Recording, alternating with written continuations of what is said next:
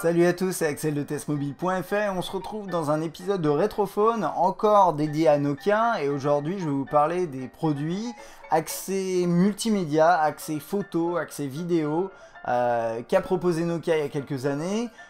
C'est pas une liste exhaustive, hein. Là en l'occurrence j'en ai que 5 à vous montrer aujourd'hui, mais c'est des produits intéressants que Nokia m'a fait parvenir pour vous les montrer dans le cadre de ce de Rétrophone. Et donc c'est parti. Alors, il y a un axe musical et on reviendra là-dessus juste un petit peu après, mais d'abord je vais commencer par vous montrer deux produits au design un petit peu similaire, très atypiques, et vous allez voir. Alors je connais pas pareil, je connais pas les références, je suis désolé, je connais pas toutes les références, donc si vous voulez les mettre dans la description en bas, vraiment n'hésitez pas.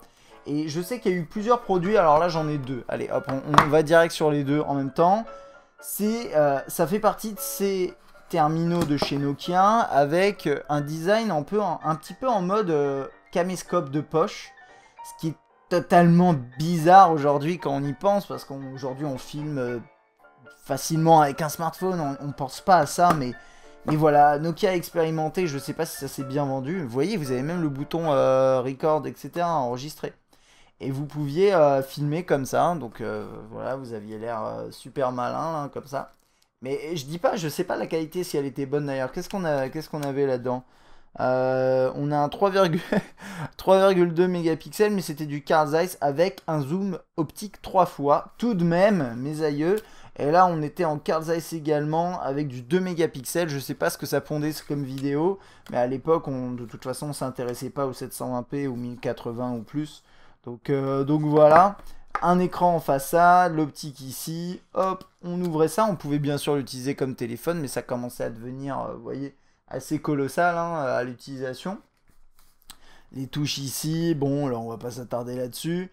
Et oh, on avait quand même des touches là-haut parce que quand vous étiez en mode de côté, vous pouviez appuyer dessus pour manipuler l'interface a priori. Le zoom ici, c'est quand même. J'ai beau dire que c'est étrange, ça reste intéressant comme principe. Et le système de charnière, tout ça, bon, ça a l'air d'être assez costaud, on dirait. Qu'est-ce qu'on pouvait mettre ici? Je crois qu'on pouvait mettre une carte mémoire juste là. Peut-être quelques mégas en plus pour stocker vos vidéos, donc ça c'est plutôt fun. Donc voilà, et vous aviez même un flash ici, donc à mon avis vous pouviez filmer la nuit sans trop de problème. Donc ça c'est pour celui-ci. Celui-ci il est un peu différent, parce qu'en fait il s'ouvre un peu, vous pouviez le...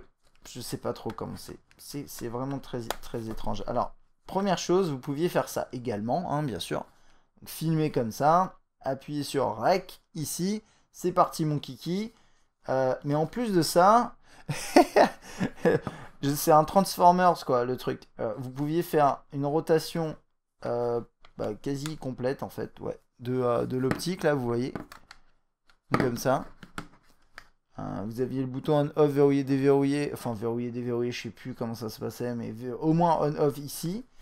Et donc l'idée, je pense, c'était aussi de pouvoir vous dire, vous le posez comme ça, peut-être. Vous pouvez filmer. C'est pas tout à fait droit là, par contre, c'est ça le problème. Mais c'était tout à fait possible, ou de filmer comme ça éventuellement, ou comme ça.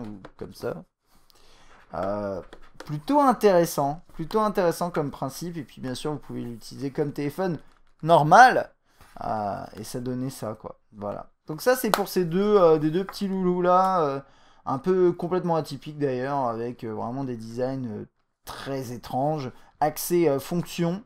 Et voilà, j'en ai jamais possédé un comme ça, mais je trouve ça intéressant. Alors, là, on passe à un produit qui, à mon avis, un produit phare en termes de photophone chez Nokia. Avant même, d'ailleurs, moi, dans ces vidéos-là, on parle de rétro. Donc, ça, c'est à la limite du rétro pour moi, mais il y en a même un autre après, vous allez voir, c'est quasiment pas rétro.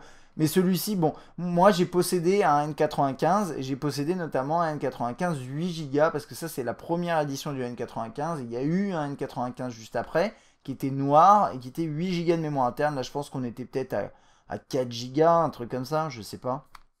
Et c'était déjà très bien. Alors, ce qu'il a de spécifique, ce produit, en fait, c'est que vous allez pouvoir slider. Déjà, un écran plutôt grand.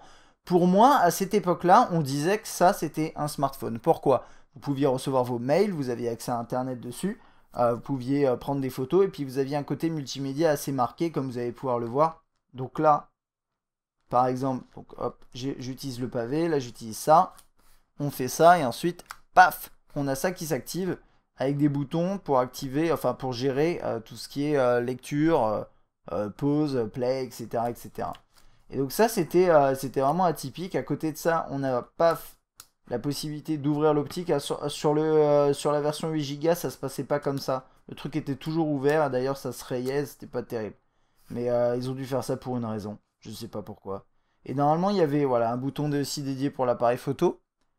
Le haut-parleur était d'ailleurs pas mauvais du tout pour l'époque. Et donc le N95 pour moi, ça a été un très très bon produit qu'on qualifiait à ce moment-là de smartphone. Ouais, plutôt épais d'ailleurs.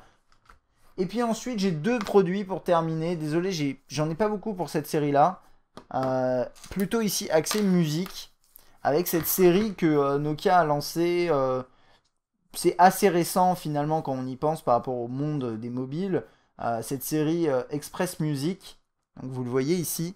Avec notamment un produit tactile qui est assez important. C'est celui-ci, vous allez le voir dans un instant. Et donc là, par exemple, celui-ci, je ne sais absolument pas quelle est la référence, mais il est extrêmement plat, pour le coup. Alors, ça n'a rien à voir avec ce qu'on a aujourd'hui. Je sais pas si je compare un P8. Pourquoi pas, hein. On n'est pas lent, on n'est pas lent. Mais bon, et c'était un tout petit mobile qui permettait de stocker de la musique. On a les touches de lecture physique, ici mécanique, pour accéder à, voilà, à la gestion de la lecture musicale. Plutôt sympa, un jack 3.5 sur le dessus. Je sais pas si le haut-parleur était bon, mais on a en tout cas 3 sorties à l'arrière. Donc voilà, plutôt intéressant. Celui-là, vraiment tout petit, mignon comme tout. Et puis bien sûr, un classique, le 5800 Express Music, qui est un appareil qui a vachement marqué finalement l'histoire de Nokia pour une raison en particulier. C'est que c'était un des premiers à être tactile. Alors je sais qu'il y en a qui vont dire oui mais non, ils ont fait des espèces de tablettes cheloues qui étaient tactiles à l'époque, et c'est vrai, mais ça intéressait pas grand monde à l'époque. Euh, Celui-ci, le 5800 Express Music, c'est un produit donc résistif qui a été, quand il a été proposé, c'était vraiment, ça faisait depuis longtemps qu'on n'avait pas entendu parler d'un produit vraiment tactile chez Nokia, et là pour le coup ça marquait le début d'une ère tactile chez Nokia et qui est arrivé d'ailleurs un peu tardivement par rapport à ce qui aurait dû se passer a priori. Et donc ce produit là, vous voyez, bon là je l'ai avec un Mediator, mais parce que c'est musical, vous voyez, mais vous aviez quand même un stylet qui était livré avec, voilà, pour l'utiliser comme ça. Il tournait sous Symbian, alors je peux pas le faire fonctionner malheureusement comme je vous disais, et ça c'est vraiment dommage. Mais voilà, c'était ça, c'était axé musique. Le haut-parleur de mémoire était excellent. D'ailleurs, il me semble qu'il faisait un peu le tour du terminal. Si je dis pas de bêtises, non, il était juste d'un côté. Et il envoyait du lourd. L'appareil photo du 3,2 mégapixels avec double flashlight, ce qui est plutôt bien pour l'époque. Ah oui, alors, et c'est là aussi qu'on a commencé à voir ce slide, hein, ce slide très particulier de chez Nokia, qu'on aime ou qu'on n'aime pas. Personnellement, je trouvais ça intéressant, mais pas nécessaire. Mais voilà. Et vous aviez aussi la touche, bien sûr, dédiée à tout ce qui est capture de photos. Et plutôt pas mal ce produit, plutôt pas mal. Et c'est vraiment, comme je dis, à partir de là qu'on a commencé à vraiment s'intéresser au tactile chez Nokia et à en voir de plus en plus. Et d'ailleurs, après ça, on a eu notamment le N97 dont on a déjà parlé dans une précédente vidéo Rétrophone. Je vous invite à la regarder si ça vous intéresse.